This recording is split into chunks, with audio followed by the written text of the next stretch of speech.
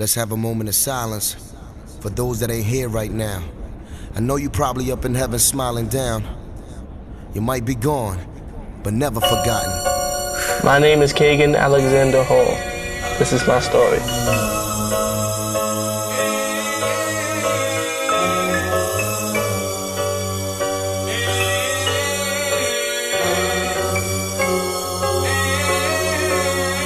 My father passed away.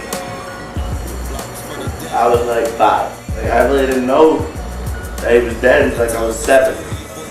We put like foster home to foster home.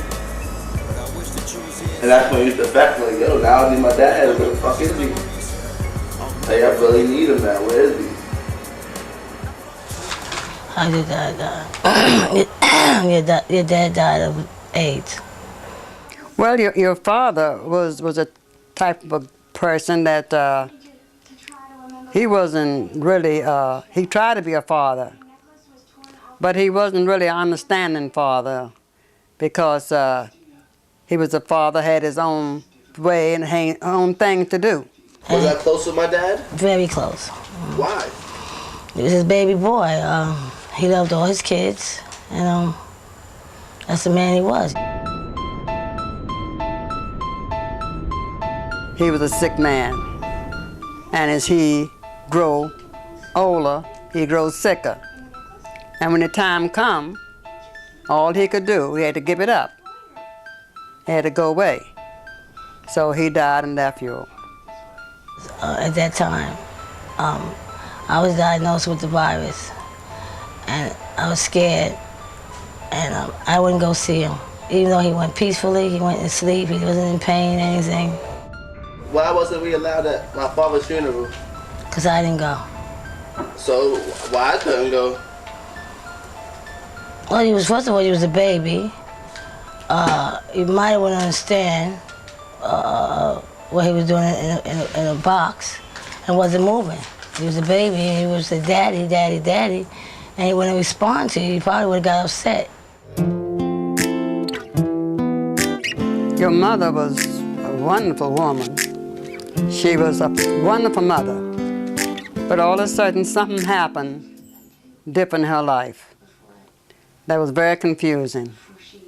And she really wasn't able to take care of her children as she should have. They took you away to a foster home. What was your reason for leaving me? What was my reason for leaving you? Yeah. I never left you. It wasn't my choice. It wasn't your choice. Did you think you'd get me back? Yeah. With all my heart, I knew I was gonna get you back. My sister had no respect for my mom.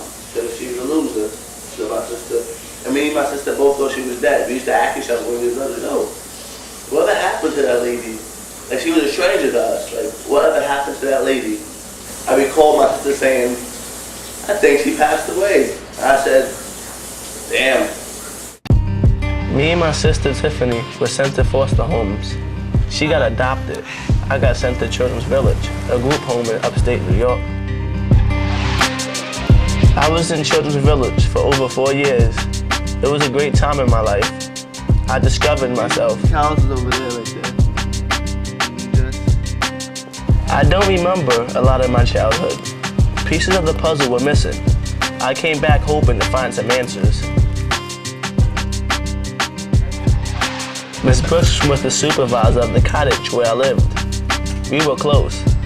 I haven't seen her since I left. How you doing, baby? Good to see you. Here it is. Look at a picture of me. It's you. Look at Orlando. Orlando. Victor. Yeah. Kenny. Yeah. No name. Look. Yeah, you, your mom, and Miss Hunt. Miss Hunt, your social worker. When I came in, you were sitting at the table, and I reached out to introduce myself to you, and you lift your hands up and you duck. And I told you, I said, well, my name is Miss Brooks. Welcome to McAllister. We don't beat kids in McAllister. And then you was like, oh, okay. And I was like, well, I'm here. Anytime you need to talk to me, come over and talk to me.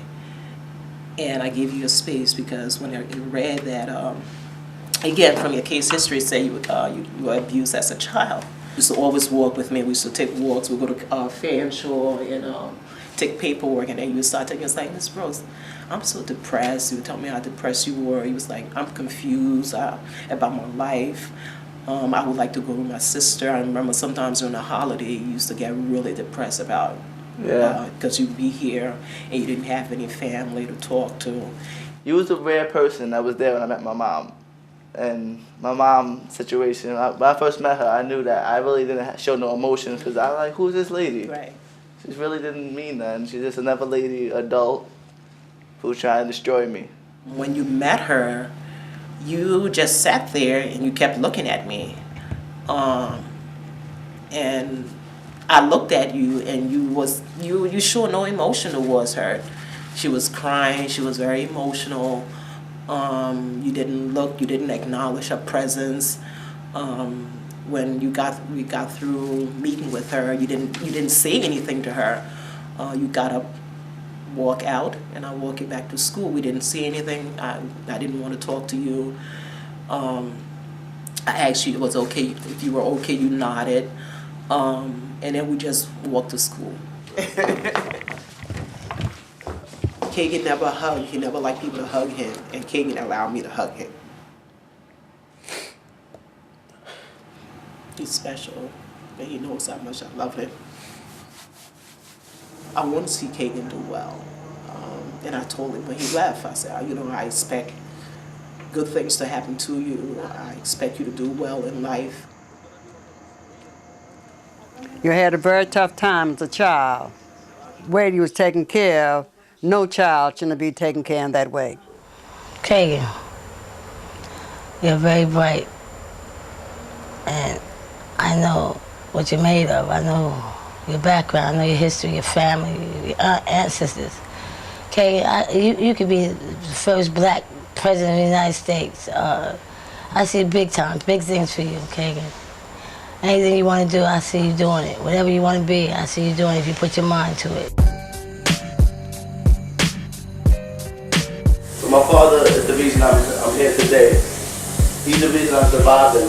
You know, I made mental promises to him that I would never do drugs, and I never will do drugs. I never expected me to get this far. There's points like I have no emotion sometimes. I'm still wondering today. I'm still surprised. How the hell do I do it? How do I do it?